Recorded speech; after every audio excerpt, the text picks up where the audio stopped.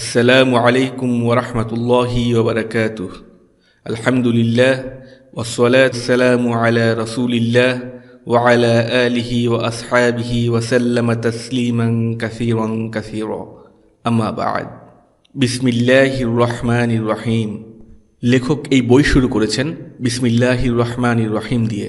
আমরাও বিসমিল্লাহির রহমানির রহিমের ব্যাখ্যার মাধ্যমে এই সিরিজ শুরু করব ইনশাআল্লাহু তাআলা। বিসমিল্লাহির রহমানির রহিমের মাঝে তাওহীদের শিক্ষা লুকিয়ে আছে। এই বিসমিল্লাহ আমাদের অতি পরিচিত হলেও আমরা এর অর্থের গভীরতা ও ব্যাপকতা সম্পর্কে অনেকেই হয়তো জানি না। বিসমিল্লাহর মধ্যে তাওহীদের শিক্ষা অন্তর্নিহিত আছে। আজ আমরা বিসমিল্লাহর মাঝে থাকা এই তাওহীদের শিক্ষা নিয়ে আলোচনা করব ইনশাআল্লাহ। বিসমিল্লাহির রহমানির রহিমকে বলা হয় বাসমালা। কোনো কাজের শুরুতে বিসমিল্লাহির রহমানির রহিম বলার মানে হলো আমরা একমাত্র আল্লাহর উপরেই ভরসা স্থাপন করছি। বিসমিল্লাহির রহমানির রহিমের মাঝে তাওহীদের প্রতিটি দিক পরিস্ফুটিত হয়। বিসমিল্লাহ বলার অর্থ হচ্ছে আল্লাহ সুবহানাহু ওয়া তাআলা আমাদের এই কাজের অনুমতি দিয়েছেন এ কথা মেনে নেওয়া। বিসমিল্লাহ বলার মাধ্যমে আমরা সাক্ষ্য দেই যে আল্লাহ আমাদের এই কাজ করার অনুমতি দিয়েছেন, আযিনাল্লাহু লি, এবং আল্লাহ যদি অনুমতি না দিতেন তাহলে আমরা কাজটি করতাম না। সুতরাং বিসমিল্লাহ বলার মাধ্যমে আমরা সাক্ষ্য দেই যে আল্লাহ আমাদের এই কাজের অনুমতি দিয়েছেন এবং আমরা একমাত্র তাঁর সন্তুষ্টির জন্য কাজটি করছি, আযিনাল্লাহু লি। আর তাই কোনো হারামে লিপ্ত হওয়ার সময় বিসমিল্লাহ বলা যায় না, আউযু বিল্লাহ, কেননা আল্লাহ তা হারাম করেছেন এবং তিনি আমাদেরকে এর অনুমতি দেননি। যেমন মদ পান করার আগে বিসমিল্লাহ বলা যাবে না, কারণ আল্লাহ মদ পানকে হারাম করেছেন। এখন কোনো ব্যক্তি যদি এর আগে বিসমিল্লাহ বলে তবে সে দ্বিগুণ গুনাহ করছে। প্রথমত বিসমিল্লাহ বলে সে সাক্ষ্য দিচ্ছে যে আল্লাহই তাকে এই কাজ করার অনুমতি দিয়েছেন, অথচ আল্লাহ তাকে কখনোই এই কাজ করার অনুমতি দেননি, তাই এই কারণে সে গুনাহগার হবে। আবার হারামে লিপ্ত হওয়ার দরুন অর্থাৎ মদ পান করার কারণে সে গুনাহগার হবে। অবিশ্বাস্য হলেও সত্য যে কিছু মুসলিম দেশে মদ পানের আগে বিসমিল্লাহ বলার এই প্রবণতা চালু আছে। সুতরাং বিসমিল্লাহ হলো এই বিশ্বাস যে আমি আল্লাহর নামে শুরু করছি, কারণ আল্লাহ সুবহানাহু ওয়া তাআলা আমাকে এটি করার অনুমতি দিয়েছেন এবং আমি একমাত্র তাঁর সন্তুষ্টির জন্যই এই কাজটি করছি। আর এটাই হচ্ছে তাওহীদ আল উলুহিয়া। আবার দেখুন, ইলম শেখার সময় আমরা নোট রাখার কথা বলেছিলাম। এই যে আমরা লিখি, কে আমাদের লেখার শক্তি দেন?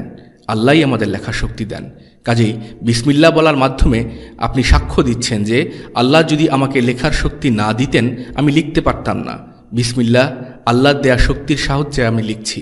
বিসমিল্লাহ আল্লাহর দেয়া রিজিক থেকে আমি খাচ্ছি, এবং আল্লাহ যদি আমাকে শক্তি না দিতেন আমি খেতে পারতাম না। আমি বিসমিল্লাহ বলে লিখছি, কেননা আল্লাহ যদি আমাকে শক্তি না দিতেন আমি আমার হাতও নাড়াতে পারতাম না, তা অবশ থাকতো। এটা অনেকটা লা হাওলা ওয়ালা কুওয়াতা ইল্লা বিল্লাহ বলার মতো। আমাকে যদি আল্লাহ কিছু করার শক্তি না দিতেন আমি কোনোভাবেই তা করতে পারতাম না।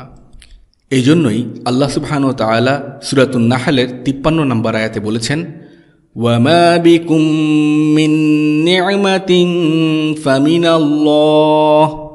তোমাদের নিকট যে সমস্ত নিয়ামত ও কল্যাণ রয়েছে তা তো আল্লাহর পক্ষ থেকেই এসেছে। অর্থাৎ তোমাদের নিকট যা কিছুর ভাণ্ডার রয়েছে সব আল্লাহর পক্ষ থেকে এসেছে। সুতরাং এটি হচ্ছে বিসমিল্লাহর ভিতরে তাওহীদের দ্বিতীয় দিক, তাওহীদ আর রুবুবিয়্যাহ। বিসমিল্লাহির রহমানির রহিম বলার মাধ্যমে যে কাজটি শুরু করা হচ্ছে তাতে আল্লাহর পবিত্র নামের সাহায্যে বারাকা ও কল্যাণ কামনা করা হয়। বিসমিল্লাহ, আমি আল্লাহর নামে শুরু করছি যাতে তিনি এতে বারাকা দেন। বিসমিল্লাহর পর আমরা এর সাথে আর রহমান এবং আর রহিম যুক্ত করি। এগুলো আল্লাহর নাম যা তাঁর পবিত্র বৈশিষ্ট্য ও গুণাবলীর বহিঃপ্রকাশ ঘটায়। পরবর্তীতে এগুলোর আলোচনা আসছে ইনশাআল্লাহ। আর কোনো কাজে আল্লাহর নাম নেওয়ার মাধ্যমে আমরা তাতে কল্যাণ কামনা করি। এটাই হলো তাওহীদ আল আসমা ওয়াস সিফাত। সুতরাং বিসমিল্লাহির রহমানির রহিমের মাধ্যমে তাওহীদের প্রতিটি আসপেক্টের ব্যাপারে সাক্ষ্য দেওয়া হয়। তাহলে বিষয়টির সারসংক্ষেপ হচ্ছে, আমরা যখন বিসমিল্লাহ বলে খাই কিংবা বসি, আমরা এজন্যই বিসমিল্লাহ বলি যাতে এতে বারাকা ও কল্যাণ নির্ধারিত হয়। এটি হলো তাওহীদ আল আসমা ও সিফাত। আবার বিসমিল্লাহর মাধ্যমে আমরা সাক্ষ্য দেই যে আল্লাহ আমাদের শক্তি দিয়েছেন বলেই আমরা খেতে পারি কিংবা লিখতে পারি। এটা হচ্ছে তাওহীদ আর রুবুবিয়্যাহ। এবং বিসমিল্লাহর মাধ্যমে আমরা আরও সাক্ষ্য দেই যে আমি আল্লাহর জন্য ও মহান আল্লাহর অনুমতিক্রমে এই কাজটি করছি। তিনি আমাকে এর অনুমতি দিয়েছেন এবং একে হালাল করেছেন। আর এ কারণেই আমি এটা করছি। আর এটা হলো তাওহীদ আল উলুহিয়া। এটা একইভাবে অন্য সমস্ত বিষয়ের ক্ষেত্রেও প্রযোজ্য। সুতরাং এখন থেকে বিসমিল্লাহ বলার সময় আপনার মাঝে এর উদ্দেশ্য সম্পর্কে এক ভিন্ন উপলব্ধি কাজ করবে। আগে আপনি বিসমিল্লাহ বলতেন কারণ হাদিসে বিসমিল্লাহ বলার কথা এসেছে, কিন্তু এখন আপনি বিসমিল্লাহ বলার সময় এর যথার্থ কারণ ও অন্তর্নিহিত তাৎপর্য অনুধাবন করবেন। আসুন এবার বিসমিল্লাহির রহমানির রহিমের ভাষাতাত্ত্বিক কিছু নিয়ম সম্পর্কে জানা যাক। বিসমিল্লার যে বা, এই বা হল ইস্তিআনা ওয়া তাওয়াক্কুল, অর্থাৎ বিসমিল্লার যে বা তার দ্বারা মহান আল্লাহর প্রতি মুখাপেক্ষিতা ও নির্ভরশীলতার নির্দেশ করা হয়। আরবি ব্যাকরণ অনুযায়ী এই নীতির নাম হল আল জার ওয়াল মাজরুর ফিল বাসমালা মুতাআল্লিকুন বিমাহযুফ তাকদীরুহু ফি'লুন লাইকুন বিল মাকাম। সংক্ষেপে, আপনি যখন আরবিতে বিসমিল্লাহ বলেন, এটি অটোমেটিক্যালি আপনার সংশ্লিষ্ট কাজ যেমন খাওয়া, পান করা, লেখা ইত্যাদির প্রতি ইঙ্গিত করে। আপনাকে এজন্য পৃথকভাবে আমি খাওয়া, লেখা কিংবা পান করার জন্য বিসমিল্লাহ বলছি এটা বলার দরকার নেই। আরবিতে বিসমিল্লাহ বললে এগুলো উজ্জ্ব থাকে, অর্থাৎ আমি খাচ্ছি, আমি পান করছি, এগুলো মুখে উচ্চারণ করতে হয় না, এমনিতেই বলা হয়ে যায়। এটা আরবি ভাষার অসংখ্য মাধুর্যগুলোর মধ্যে একটি। খাওয়ার শুরুতে শুধু বিসমিল্লাহ বলার মানে হচ্ছে আপনি বলছেন যে আমি আল্লাহর নামে খাচ্ছি, যদিও আপনি খাওয়ার ব্যাপারটি উল্লেখ করেননি। এ বিষয়ে আমাদের স্পষ্ট ধারণা রাখা প্রয়োজন। আপনি যদি কিছু লেখার আগে বিসমিল্লাহ বলেন, তাহলে অটোমেটিক্যালি এটা বোঝাবে যে আমি আল্লাহর নামে লিখছি। আল জার ওয়াল মাজরুর ফিল বাসমালা মুতাআল্লিকুন বিমাহযুফ তাকদীরুহু ফি'লুন লাইকুন বিল মাকাম। এটাই হচ্ছে এর আরবি ব্যাকরণিক নীতি। আমরা এই নীতিটি শিখলাম। যখন কোনো কাজের শুরুতে বিসমিল্লাহ বলা হয়, তখন আরবি ব্যাকরণের নিয়ম অনুযায়ী উক্ত কাজটির কথা মুখে উল্লেখ না করলেও শুধু বিসমিল্লাহ বলার মাধ্যমেই অটোমেটিক্যালি ওই কাজকে নির্দেশ করা হয়। প্রতিবার আমরা যখন বিসমিল্লাহ বলি, এটা স্বতঃস্ফূর্তভাবেই প্রকাশ করে যে আমি আল্লাহর নামে খাচ্ছি, আমি আল্লাহর নামে পান করছি, আল্লাহর নামে গাড়িতে চড়ছি ইত্যাদি। লক্ষ্য করুন, আমি প্রতিটি ক্ষেত্রে আগে বিসমিল্লাহ বলেছি এবং তারপর খাওয়া, পান করা, গাড়িতে চড়া ইত্যাদি কাজের কথা বলেছি। কেন? কারণ মহান আল্লাহ সুবহানাহু ওয়া তাআলার নাম সর্বদা বাক্যের শুরুতে বসবে। লক্ষ্য করুন, আমাদের বলতে হবে বিসমিল্লাহ আমি খাচ্ছি। আমি খাচ্ছি বিসমিল্লাহ এমনটা কখনো বলা যাবে না। দুটোর মাঝে বিরাট পার্থক্য রয়েছে। আমি খাচ্ছি এর আগেই কেন বিসমিল্লাহ বলতে হবে, পরে কেন বলা যাবে না? আরবি ব্যাকরণ শাস্ত্রবিদদের মতে এর দুটো কারণ রয়েছে। প্রথমত, বাক্যের শুরুতে আল্লাহর নাম নিলে তা বারাকাপূর্ণ হয়। দ্বিতীয়ত, এই সামান্য পরিবর্তনের ফলেও বিরাট তারতম্য ঘটতে পারে। কেননা আরবি ব্যাকরণ অনুসারে আপনি যখন মহান আল্লাহর নাম নিতে বিলম্ব করেন, অর্থাৎ আমি খাচ্ছি বিসমিল্লাহ এমন বলার পরিবর্তে বিসমিল্লাহ আমি খাচ্ছি বলার মাধ্যমে আপনি আপনার কাজকে শুধুই আল্লাহর জন্য, আল্লাহর উদ্দেশ্যে, আল্লাহর রাহে নির্দিষ্ট করছেন। আরবি ব্যাকরণের এই নিয়মটি হল তাখিরুল আমিল ইউফিদুল হাসর। বিসমিল্লাহ আল্লাহর নামে আমি খাচ্ছি, আমি আল্লাহ ব্যতীত অন্য কারো নামে খাই না। বাক্যের শুরুতেই এই বিসমিল্লাহ বলার মাধ্যমে আপনি আপনার কাজকে শুধুমাত্র মহান আল্লাহর জন্য নির্ধারণ করে নিলেন। এটাই হলো আমি খাচ্ছি বিসমিল্লাহ এবং বিসমিল্লাহ আমি খাচ্ছি, এই দুইয়ের মধ্যে পার্থক্য। তেমনিভাবে হে আল্লাহ আমি শুধু আপনার জন্যই লেখি, হে আল্লাহ আমি শুধু আপনার জন্যই পান করি, এমন বলার মাধ্যমে আমরা আমাদের কাজগুলোকে শুধু এক আল্লাহর জন্য নির্ধারিত করে নেই। কাজের শুরুতে বিসমিল্লাহ বলতে হবে কেন? কারণ এটা এক প্রকার ইবাদত এবং আপনি যখন কোনো ইবাদত করবেন আপনাকে এর সপক্ষে দলিল পেশ করতে হবে। আপনাকে দলিল প্রমাণাদি হাজির করতে হবে যে আপনি যা করছেন তা আসলে ইবাদত। দলিল পেশ করার এই গুরুভারটি ইবাদতকারীর উপরেই বর্তাবে। তাহলে কাজের শুরুতে বিসমিল্লাহ বলার দলিল কি? কারণ এটা কুরআন থেকে প্রমাণিত। কুরআনে 114 বার বিসমিল্লাহির রহমানির রহিম এসেছে। যদিও কুরআনের 114টি সূরার মধ্যে একটি সূরা, সূরা আত-তাওবার শুরুতে বিসমিল্লাহির রহমানির রহিম নেই, কিন্তু সূরা আন-নামলে মোট দুবার বিসমিল্লাহির রহমানির রহিম বলা হয়েছে। একটি যথারীতি প্রথমে এবং অন্যটি 30 নম্বর আয়াতে। ইন্নাহু মিন সুলাইমান ওয়া ইন্নাহু বিসমিল্লাহির রহমানির রহিম। নিশ্চয়ই সেটা ছিল সুলাইমানের পক্ষ থেকে চিঠি এবং নিশ্চয়ই এতে বলা হয়েছে পরম করুণাময় ও অসীম দয়ালু আল্লাহর নামে শুরু। এই কারণে সূরা আত-তাওবার শুরুতে বিসমিল্লাহ না থাকলেও কুরআনে মোট 114 বার বিসমিল্লাহ বলা আছে। আব্দুল্লাহ ইবনে আব্বাস রাদিয়াল্লাহু তাআলা আনহুমা বলেন, রাসূলুল্লাহ সাল্লাল্লাহু আলাইহি সাল্লাম বিসমিল্লাহির রহমানির রহিম নাজিলের দ্বারা সূরাসমূহের শুরু ও সমাপ্তি নির্ধারণ করতেন। কাজের শুরুতে বিসমিল্লাহ বলার আরেকটি দলিল হলো রাসূলুল্লাহ সাল্লাল্লাহু আলাইহি ওয়াসাল্লাম চিঠির শুরুতে বিসমিল্লাহির রহমানির রহিম লিখতেন।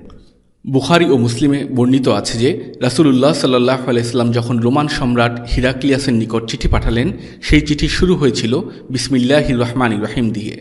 বিসমিল্লাহির রহমানির রহিম মিম মুহাম্মাদিন আবদিল্লাহি ওয়া রাসূলিহি ইলা হিরাকল আজিমির রুম আসসালামু আলা মান ইত্তাবাআল হুদা আম্মা বা'দ। এই চিঠিতে বিসমিল্লাহির রহমানির রহিম দিয়ে শুরু করে তারপর বলা হয়েছিল যারা হিদায়াতের পথ অনুসরণ করবে তাদের উপর শান্তি বর্ষিত হোক। রাসূলুল্লাহ সাল্লাল্লাহু আলাইহি সাল্লাম কুরাইশদের সাথে সুলহাল হুদাইবিয়া বা হুদাইবিয়ার চুক্তি করার সময় কুরাইশরা সুহাইল ইবনে আমরকে তাদের দূত হিসেবে রাসূলুল্লাহ সাল্লাল্লাহু আলাইহি সাল্লামের নিকট প্রেরণ করেন। তখন রাসূলুল্লাহ সাল্লাল্লাহু আলাইহি সাল্লাম আলী রাদিয়াল্লাহু তাআলা আনহুকে বলেন, উক্তুব বিসমিল্লাহির রহমানির রহিম, লিখো বিসমিল্লাহির রহমানির রহিম। আজ-জুহরি এর অনুরূপ একটি হাদিস বর্ণনা করেন। ইবনু হাজার আল আসকালানী রাহিমাহুল্লাহ বলেন, আলিমদের মাঝে এর ব্যাপক চর্চা ছিল এবং এটা একটি প্রতিষ্ঠিত বিষয় যে তারা সর্বদা বিসমিল্লাহির রহমানির রহিম বলে তাদের কাজ শুরু করতেন। আবু বকর রাদিয়াল্লাহু তাআলা আনহু একই কাজ করতেন। আবু বকর রাদিয়াল্লাহু তাআলা আনহু যখন আনাস ইবনু মালিক রাদিয়াল্লাহু তাআলা আনহুকে সাদাকার পত্রসহ বাহরাইনে প্রেরণ করেন, তখন পত্রের শুরুতে বিসমিল্লাহির রহমানির রহিম লিখেছিলেন।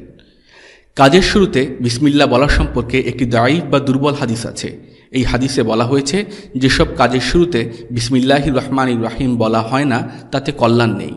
একটি বর্ণনায় এখানে আক্তা শব্দটি ব্যবহৃত হয়েছে এবং অপর একটি বর্ণনায় আফতার শব্দটি এসেছে। হাদিসটি ইবনে হিব্বান সহ আরও কিছু গ্রন্থে পাওয়া যায় এবং এটি একটি দাঈফ বা দুর্বল হাদিস। ইবনে হাজার আল আসকালানী, আস-সুয়ুতি, আল আলবানী এবং অন্যান্য আরও অনেক আলিমরা একে দাঈফ বলেছেন। কেউ কেউ একে সহিহ বলেছেন, কিন্তু এটা দাঈফ। কোনো কাজের শুরুতে বিসমিল্লাহ বলার সরাসরি হুকুম বিশিষ্ট এই হাদিসটি সহিহ হলে আমাদের অন্য কোনো দলিল পেশ করার প্রয়োজন থাকতো না। প্রমাণ হিসেবে এটাই আমাদের জন্য যথেষ্ট হতো। কিন্তু হাদিসটি যেহেতু দাঈফ, আমরা একে দলিল হিসেবে গ্রহণ করতে পারি না। এই কারণে আমরা অন্যান্য দলিল প্রমাণাদির ভিত্তিতে প্রমাণ করে দেখিয়েছি যে কোনো কিছুর শুরুতে, যেমন বই লেখার আগেও বিসমিল্লাহ বলার অনুমোদন রয়েছে। আর যেমনটা আমি ইতিপূর্বে বলেছি যে কিছু কিছু আলিম ওই হাদিসটির বিশুদ্ধতা প্রমাণের জন্য অনেক চেষ্টা করেছেন, কিন্তু বাস্তবে কি হাদিসটি দাঈফ এবং এর সহিহ না হওয়ার পেছনে অসংখ্য কারণ রয়েছে, যেগুলো নিয়ে আমরা এই মুহূর্তে আলোচনায় যাচ্ছি না।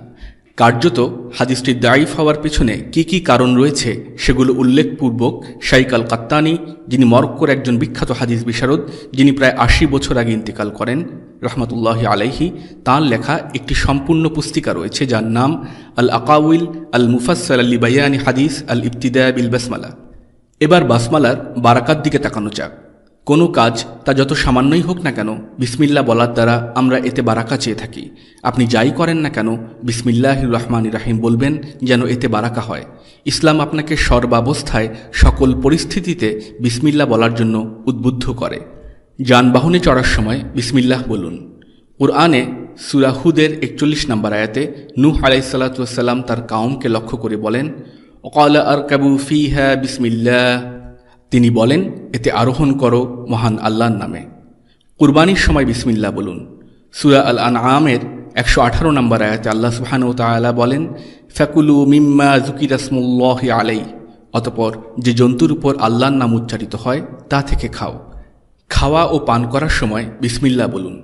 ওমর ইবনে আবি সালামা রাদিয়াল্লাহু তাআলা আনহু বলেন, রাসূলুল্লাহ সাল্লাল্লাহু আলাইহি সাল্লাম বলেছেন, সাম্মিল্লাহ ওয়াকুল বিয়ামিনিক ওয়াকুল মিম্মা ইয়ালিক, বিসমিল্লাহ বলো ও ডান হাত দিয়ে খাও এবং পাত্রের নিকটবর্তী অংশ থেকে খাও। মুত্তাফাকুন আলাইহি। এমনকি স্ত্রী সহবাসের সময়ও রাসূলুল্লাহ সাল্লাল্লাহু আলাইহি সাল্লাম আমাদের বিসমিল্লাহ বলতে শিখিয়েছেন।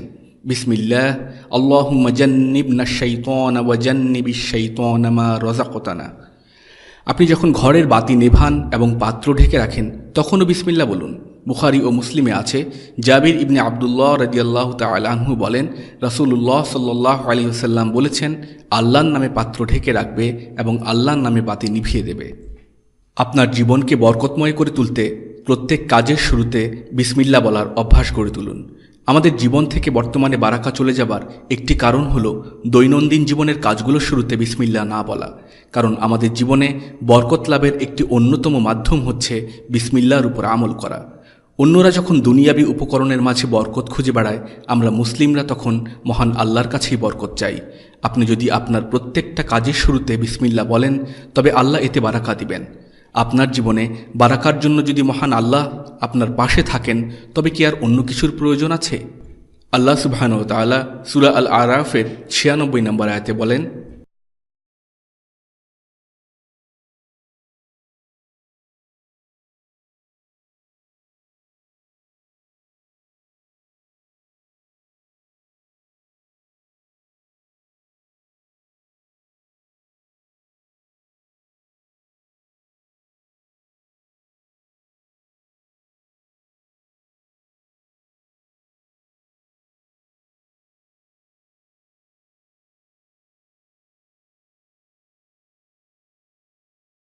নগরবাসীরা ঈমান আনত এবং আল্লাহকে ভয় করত, আমি অবশ্যই তাদের জন্য আকাশ ও পৃথিবীর সকল কল্যাণ উন্মুক্ত করে দিতাম। সুবহানাল্লাহ। আল্লাহ সুবহানাহু ওয়া তাআলা নিজে বলছেন, লা ফাতাহনা আলাইহিম বারাকাতিম মিনাস সামাই ওয়াল আরদ, আমি তাদের জন্য আকাশ ও পৃথিবীর সকল কল্যাণ উন্মুক্ত করে দিতাম। তাই বিসমিল্লাহ বলুন, মহান আল্লাহ আপনার জন্য আসমান ও জমিনের কল্যাণের দরজা খুলে দিবেন। বারাকা হচ্ছে মহান আল্লাহর পক্ষ থেকে কল্যাণ। আপনি যদি সবসময় এটা ভেবে বিস্মিত হন যে আজকে আমাদের সময়, খাবার দাবার, ঘুম কিংবা কুরআন তেলাওয়াত কিছুতেই কেন বারাকা নেই, তবে নিজেকে প্রশ্ন করুন, আপনি কি এতদিন বিসমিল্লাহ বলে আসছেন, কিংবা অন্তরের গভীর থেকে এর প্রকৃত অর্থ বুঝে বলেছেন?